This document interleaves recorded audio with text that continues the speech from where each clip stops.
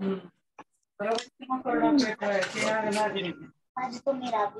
Nancy. बात आती है यहां से कि this is lecture number 3 of RCC and 2 lecture में कोडल प्रोविजन ही चली थी। अभी तो इस पर्टिकुलर लेक्चर में भी कोडल प्रोविजन ही डिस्कस करूंगा आप लोगों के साथ। और आप लोगों से बस एक बार यस चाहता हूं कि अभी तक जो 2 लेक्चर में आप लोगों को मैंने कोडल प्रोविजन पढ़ाई है, आईएएस 456 ही रिवाइज हो रहा है हमारा। और बहुत इंपॉर्टेंट है। आप लोग देखेंगे कि 3-4 क्वेश्चन शुरू के 3 सेशन में से ही आने वाले हैं। हाँ, सही में बहुत इंपॉर्टेंट है ये। तो क्लियर है ना सारी चीजें? चलो बहुत बढ़िया। अब मेरे पास यहां पर बात आती है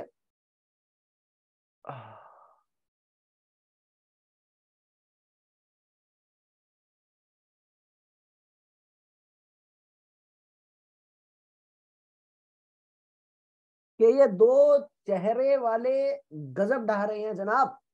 गौर दीजिएगा, अर्ज किया है कि आजकल 2 चेहरे वाले गजब ढा रहे हैं।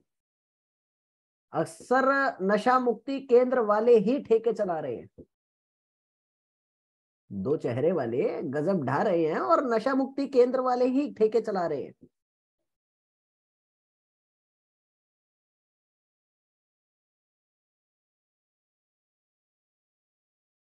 हाँ, और भी थोड़ा सा पढ़ के फिर बोलूंगा।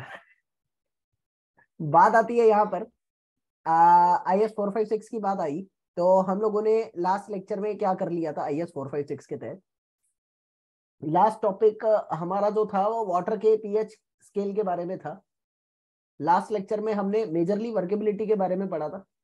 वर्केबिलिटी के साथ हम लोगों ने इलास्टिक मॉडुलस के कंसेप्ट को भी क्लियर कर लिया था।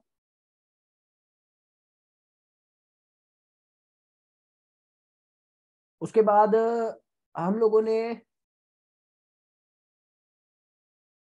पीएच कहूंगा या वाटर स्टैंडर्ड्स के बारे में भी पढ़ लिया था।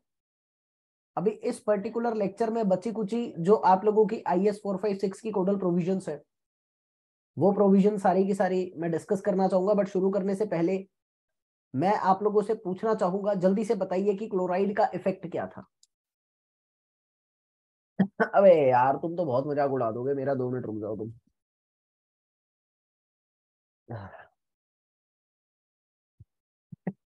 क्लोराइड क्लोराइड क्या करता था? अगर तुम्हारी तरफ से 3 आंसर सही आएंगे तो मैं तुम्हें बचाओ कुछ शेर सुनाऊंगा, मजा आएंगे सुन के तुम्हें। ये भी हमारा स्वलिखित है। इससे पहले वाला सुनाया था वो भी खुद का था, ये वाला भी खुद का रहेगा। और जल्दी बताइए सल्फेट क्या करता था?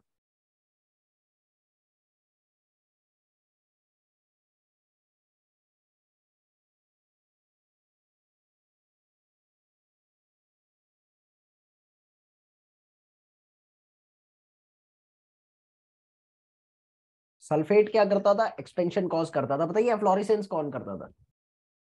एफ्लोरेसेंस कौन कॉज करता था? सस्पेंडेड सॉलिड्स की लिमिट क्या थी?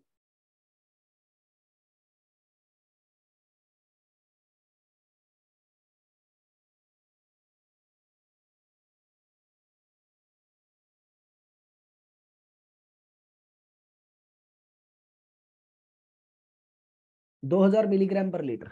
बहुत बढ़िया। कि इसी बात पे सुना दूं क्या आगे का पूरा?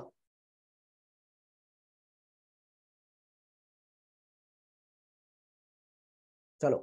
कि अर्ज किया है कि ये 2 चेहरे वाले भी गजब ढा रहे हैं और नशा मुक्ति केंद्र वाले ही ठेके चला रहे हैं। ना सुनना ज्यादा किसी की बातों को जनाब। अक्सर जो अपना चेहरा छिपाते थे वो ही आज आईना दिखा रहे हैं। समझ आया तुम लोगों को? ये भी हमारा स्वलिखित है। ऐसा ही जमाना है ना आजकल। चलो, अभी कुछ बातें मैं आप लोगों के साथ डिस्कस करना चाहूंगा।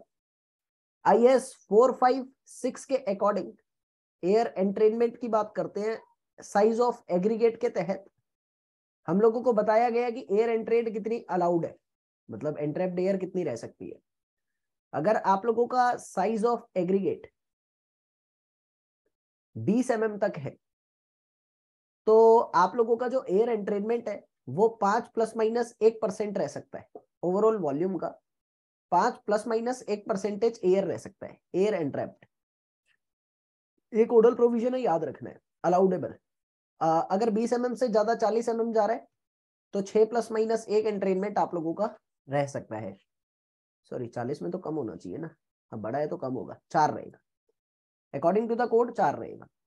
उसके बाद ये भी नोट करके मैं आप लोगों को बताना चाहता हूं कि अगर सल्फेट अटैक के चांसेस ज्यादा है, if sulphate attack chances is actually ज्यादा,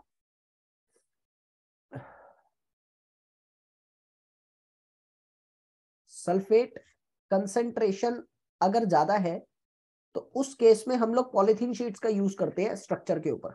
polythene sheets are used for coating the structure, मतलब वहां पर हम लोग पॉलीथीन शीट्स को एज लाइनिंग यूज करते हैं, मतलब कवरिंग करते हैं। कई बार ये आपने देखा होगा दीवारों पर पॉलीथीन शीट्स लगा के उसके ऊपर कंस्ट्रक्शन करते हैं। तो सल्फेट अगर ज्यादा है तो ये IS 456 ने बोला है polythene sheets as lining are used. ये चीज आप लोगों को अच्छे से क्लियर होनी चाहिए, ठीक है। Now ladies and gentleman, come to the classification of steel. अगर मैं स्टील की बात करता हूं IS 456 के रिगार्डिंग, तो हमारे पास 4 तरीके की स्टील है। IS 456 की ही बात करूंगा मैं, और कहीं की बात नहीं करूंगा, ठीक है। तो सबसे पहले मेरे पास आती है माइल्ड स्टील, या मैं इसको दूसरे नाम से भी जान सकता हूं मीडियम टेंसाइल स्टील, और कुछ नहीं, मीडियम टेंसाइल स्टील।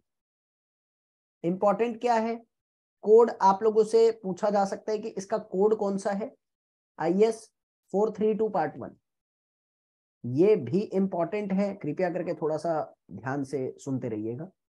उसके बाद मेरे पास दूसरा बार आता है, that is known to be as HYSD bars, या हम लोग इसको हाई स्ट्रेंथ डिफॉर्म्ड बार्स के नाम से भी जानते हैं। हाई स्ट्रेंथ कौन से वाली स्ट्रेंथ होती है, यील्ड स्ट्रेंथ होती है, हाई स्ट्रेंथ डिफॉर्म्ड बार्स। दूसरी क्लासिफिकेशन मेरे पास ये है, इसका कोड कौन सा कोड है, IS 786। अब तीसरा जो आता है that is known to be as hard drawn steel wires. Hard drawn steel fabric wires कह लो या सिंपल वायर्स कह लो, तीसरी क्लासिफिकेशन है जो हम RCC के अंदर यूज कर सकते हैं। उसका जो हमारे पास कोड आता है वो होता है IS 1566, and according to the IS 456 जो तो चौथी क्लासिफिकेशन है मेरे पास, that is known to be as structural steel. Structural steel वो जो कोल्ड ड्रोन स्टील्स होती है जिनके आप directly I section, channel section, L section, ये सब स्ट्रक्चरल स्टील है, ग्रेड A की स्टील, ये भी हम लोग यूज करते हैं। तो IS 456 के तहत ही आपको इसका कोड याद रखना है, दैट इज 2062। तो ये 4 तरह की स्टील क्लासिफाइड है, कृपया करके थोड़ा सा याद रखते हुए आगे चलिए, क्लियर है। उसके बाद मेरे पास यहाँ पर बात आती है कि एक्सपोजर कंडीशन क्या रहती है आप लोगों की। देखिए क्या है ना कि IS 456 के तहत ही आप लोगों को एक्सपोजर कंडीशन बताई गई है। What is that exposure condition? Exposure condition मतलब कि आप लोगों का कंक्रीट जो है वो कहाँ कहाँ कैसी कैसी कंडीशन में रह सकता है, और वो कैसी कैसी कंडीशन के तहत कितना कवर देना चाहिए, कितनी वाटर सीमेंट रेशियो होनी चाहिए, कितनी तमाम चीजें होनी चाहिए, ये सब सारी चीजें वहां पर बोली गई है। तो मैं उन्हीं एक्सपोजर कंडीशन के डाटा को आप लोगों के साथ शेयर करना चाहता हूं। काफी सारी चीजें आती है इसमें, मैं थोड़ा बहुत लिख के फिर याद करने के लिए टेबल भी शो करूंगा, ठीक है। तो एक्सपोजर कंडीशन आपके पास 5 आती है। कौन कौन सी आती है? Mild, moderate,